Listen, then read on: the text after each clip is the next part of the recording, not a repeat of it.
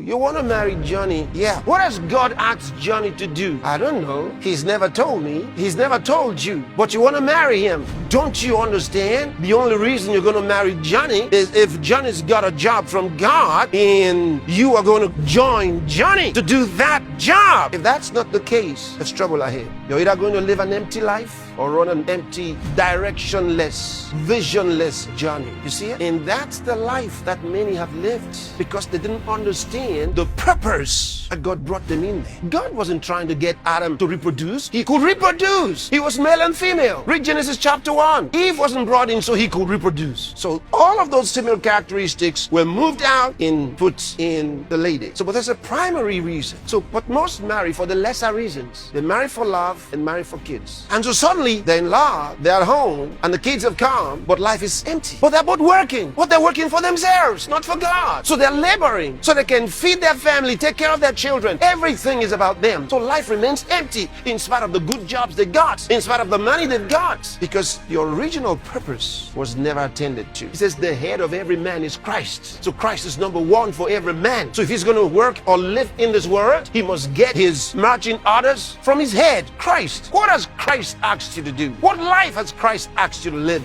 Maybe he never cared. Well, the only reason he didn't care because Christ was never his Lord. Because if Christ is your Lord, he's got something to say about your job, about where you work, about how you live. God loves women, and he uses us mightily in spreading his word. You have a voice, a story, and a purpose that can touch lives.